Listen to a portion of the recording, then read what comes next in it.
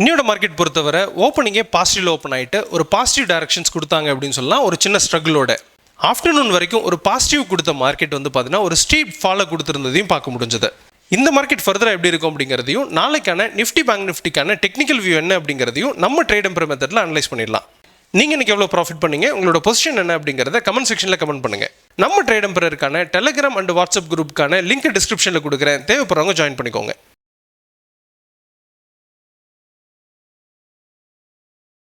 Hello everyone, this is Jagdishwaran, founder of Trade Emperor.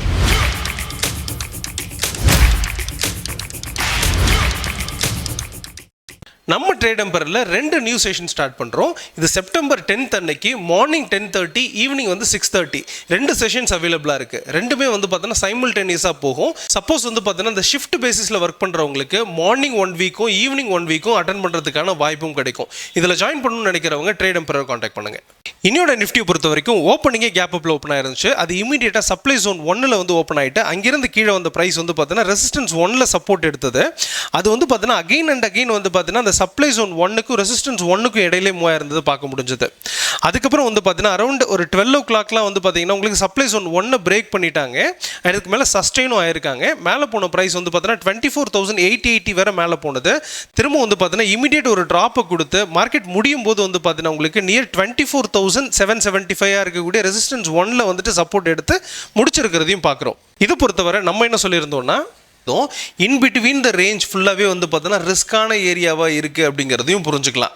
அதாவது இந்த இடத்த டோட்டலாக அவாய்ட் பண்ணிவிட்டு வேறு ஏதாவது ஸ்டாக்ஸை போயிட்டு ட்ரேட் பண்ணிட்டு இருக்கலாம் அப்படிங்கிறது இந்த இடத்துல நம்ம பார்க்கக்கூடிய வியூவாக இருக்குது. சப்போஸ் இந்த ப்ரைஸ் வந்து பார்த்தீங்கன்னா 24,775 பிரேக் பண்ணுச்சுன்னா திரும்ப இதோட ப்ரைஸ் வந்து பார்த்தீங்கன்னா உங்களுக்கு 24,832க்கு போகும் அப்படிங்கிறது எக்ஸ்பெக்டேஷனாக இருக்குது. இந்த சின்ன ஜோனுக்குள்ளார ட்ராவல் ஆகலாம். இதை பொறுத்தவரை உங்களுக்கு சப்ளை ஜோன் 1க்கும் டிமாண்ட் ஜோன் 1க்கும் இடையில வந்து பார்த்தீங்கன்னா எந்த ஒரு டெசிஷன்ஸும் எடுக்க வேண்டாம் அப்படிங்கிறதையும் ப்ரைஸ் வந்து பார்த்தீங்கன்னா ஒரு சைட்வேஸில் இருக்கிறதுக்கான வாய்ப்பு இருக்குது அப்படின்றதையும் பார்த்துருந்தோம். அது இல்லாமல் வந்து பார்த்தீங்கன்னா உங்களுக்கு இது ரிஸ்கி ஜோனாக இருந்தாலுமே ரெசிஸ்டன்ஸ் 1க்கு மேலே இருந்ததுன்னா மேலே போகும், சப்ளை ஜோன் 1 வரை போகும் அப்படிங்கிறதையும் கொடுத்துருந்தோம். அதுக்கு மேலே இருந்துச்சுன்னா ரொம்பவே ஸ்ட்ராங் ஆயிருது அப்படின்றது பொசிஷனலுக்காக கொடுத்துருக்கோம். அது எப்படி இருக்குது அப்படிங்கிறது ஃபர்தர் மூவ் புரிஞ்சுக்கலாம். மார்க்கெட் முடியும் போது 32 பாயிண்ட் பாசிட்டிவ்ல முடிச்சிருக்காங்க. நியர் 24,773ல முடிச்சிருக்காங்க. இதை பொறுத்த வரைக்கும் ஃபர்தராக எப்படி இருக்கும் அப்படிங்கிறத பார்த்துலாம். அதுக்கு முன்னாடி வேர்ல்டு மார்க்கெட் ஓப்பன் இன்ட்ரெஸ்ட் பார்த்துலாம். வேர்ல்டு மார்க்கெட் பொறுத்தவரை இப்போ யூரோப்பியன் மார்க்கெட் வந்து பார்த்தீங்கன்னா உங்களுக்கு ஓப்பனிங் கேப் அப்ல இருந்து கொஞ்சம் டவுன் ஆகிட்டு வரது நம்மளால புரிஞ்சுக்க முடியாது. இதே ஸ்டேஜ் கண்டினியூ ஆகிற போது உங்களுக்கு யூஎஸ் மார்க்கெட்டில் வந்து பார்த்தீங்கன்னா உங்களுக்கு கேப் அப்பில் ஓப்பன் ஆகிட்டு கீழே இறங்குறதுக்கான வாய்ப்பு தான் இருக்குது அப்படிங்கிறது புரிதலாக இருக்குது.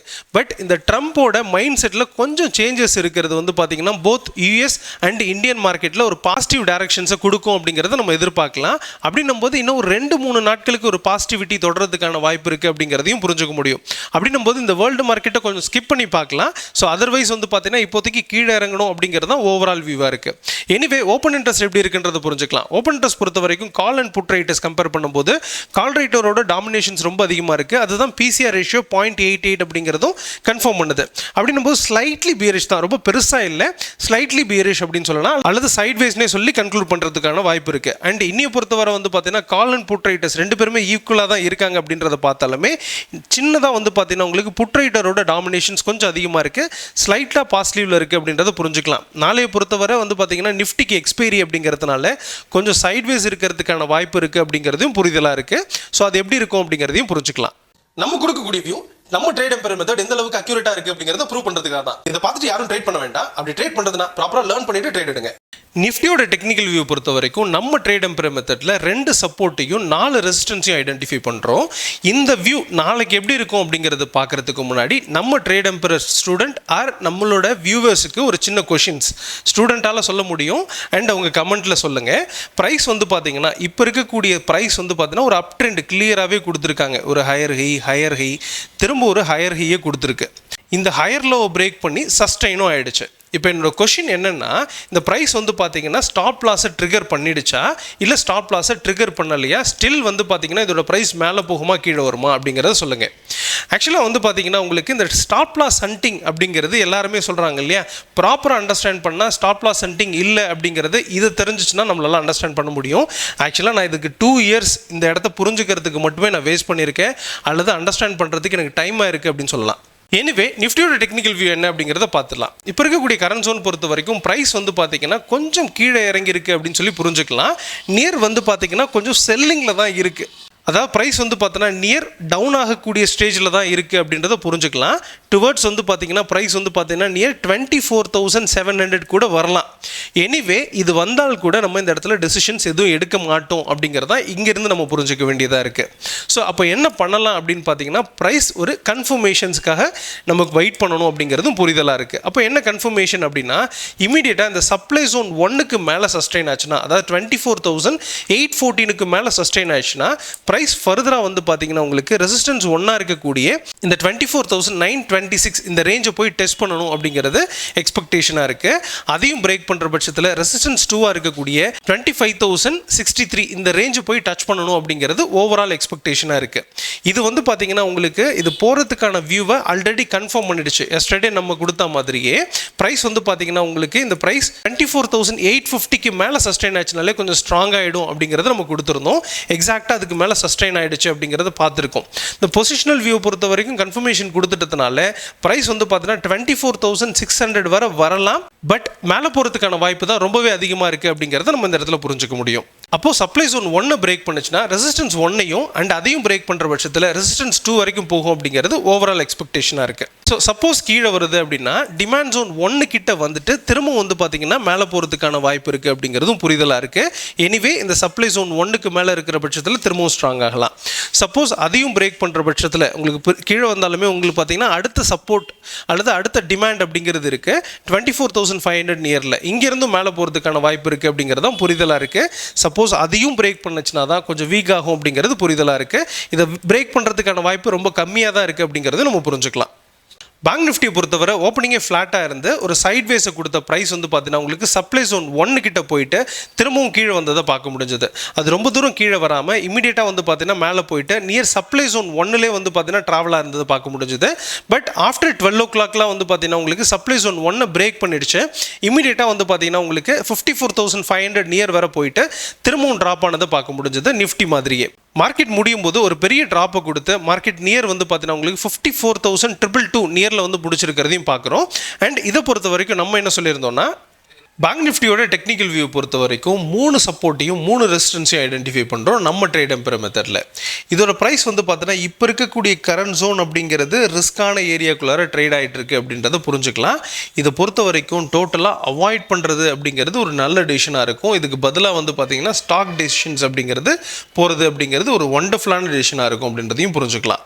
இதை பொறுத்த வரைக்கும் ரிஸ்க்கான ஏரியாக்குள்ளார ட்ராவல் ஆகுது அப்படிங்கிறதையும் இதோட ப்ரைஸில் வந்து பார்த்தீங்கன்னா சப்ளை ஜோன் 1க்கு மேலே இருந்துச்சுன்னா ப்ரைஸ் வந்து பார்த்தீங்கன்னா ரெசிஸ்டன்ஸ் 1 போய் டச் பண்ணும் அப்படிங்கிறது எதிர்பார்ப்பாக இருந்துச்சு.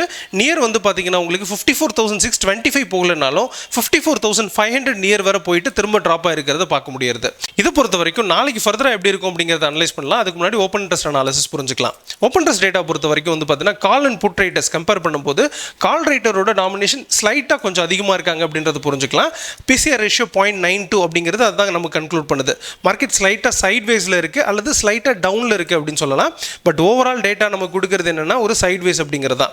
அண்ட் இன்னியோட சேஞ்ச் இன் ஓப்பன் இன்ட்ரெஸ்ட் பார்க்கும்போது கால் ரைட்டர்ஸை கம்பேர் பண்ணும்போது புட் ரைட்டர்ஸோட நாமினேஷன்ஸ் ரொம்ப அதிகமாக இருக்குது அப்படின்னு சொல்லலாம். அட் த சேம் டைம் வந்து பார்த்தீங்கன்னா உங்களுக்கு கால் ரைட்டர்ஸ் லாஸை புக் பண்ணிட்டு வெளியில் வந்திருக்காங்க அப்படிங்கிறது அடிஷனல் இன்புட்.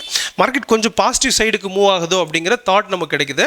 டெக்னிக்கலாகவும் அப்படி தான் நமக்கு கிடைச்சிட்டு இருக்கு. எனிவே ஃபர்தராக எப்படி இருக்கும் அப்படிங்கிறத டெக்னிக்கல் வியூ பார்த்து நம்ம கன்க்ளூட் பண்ணிக்கலாம்.